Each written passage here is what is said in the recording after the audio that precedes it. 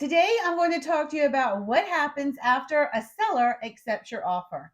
And I'm going to get started now.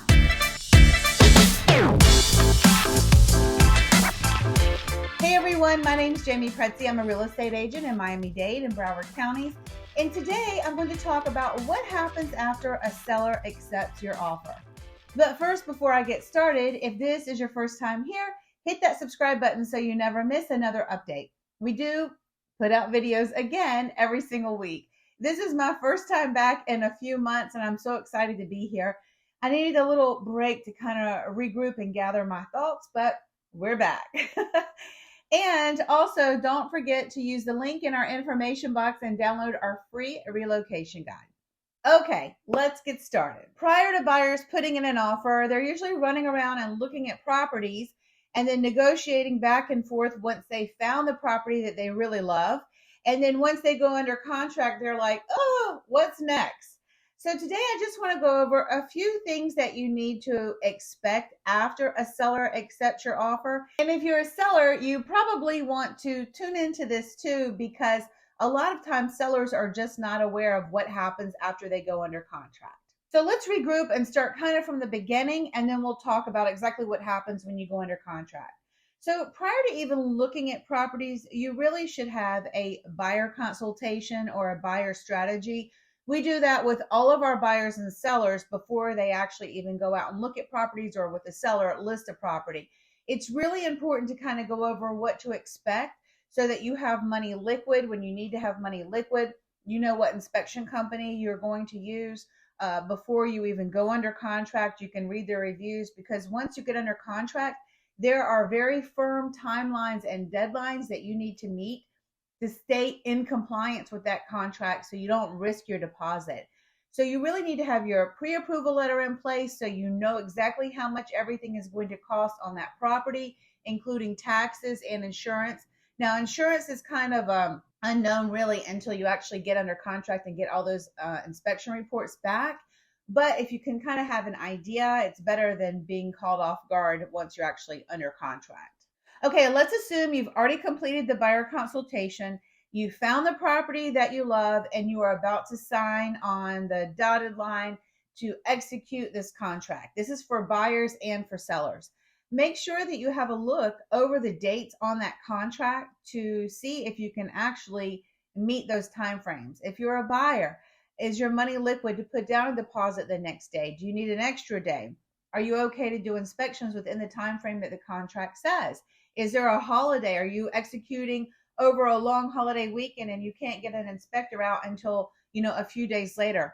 Are the dates on the contract okay? What about the closing date? It says 30, 45 days. Are you able to meet those dates? So first have a look at that before you actually execute the contract. Okay, so what's next after we have all the important dates and you're executed? Generally speaking, based on our contracts and the way typically our transactions flow, you'll put down your first earnest money deposit. And then the next thing you'll want to do is order inspections immediately.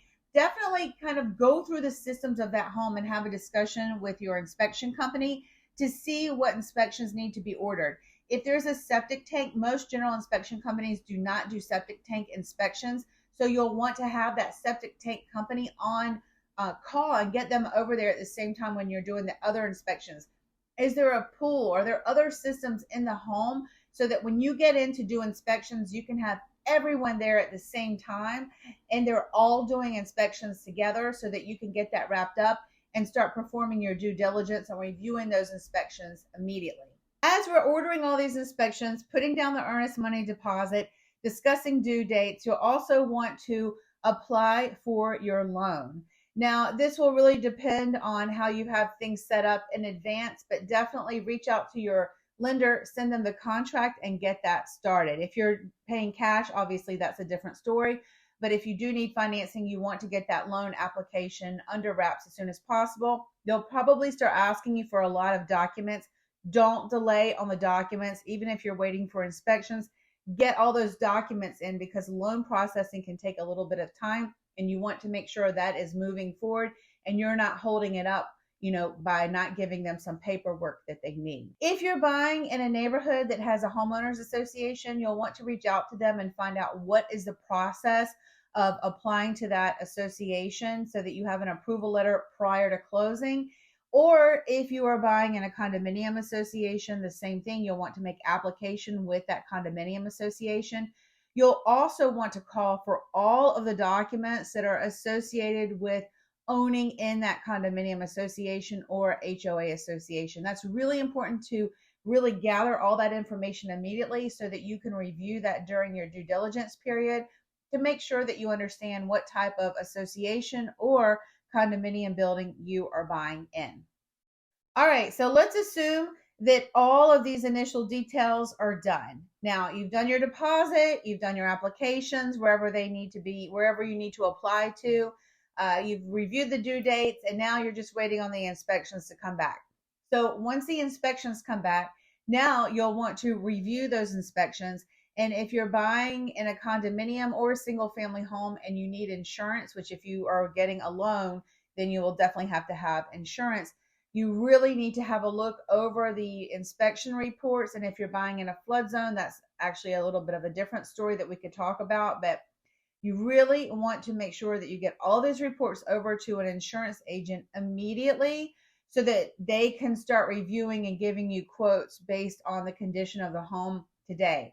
Unfortunately, not all properties are eligible for insurance based on some of these reports that come back. Maybe the roof is at the end of its life and the inspection company, the person who does the 4-point and wind mitigation report, they feel like the roof is, not in good shape to get insurance. And so that's something that you'll need to work through with the seller and of course your insurance agent. Maybe there's a leak that needs to be repaired. So this is the time that you have to get laser focused in on the condition of the home.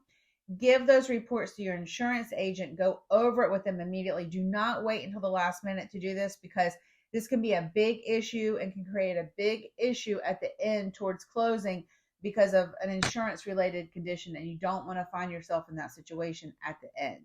So this is the time when you really need to look over these reports, have discussions with your insurance agents, talk to your agent about how you need to move forward with the inspection process. All right, so let's assume that now everything is done with the inspections. You've worked everything out. Everything was perfect. The inspection was perfect.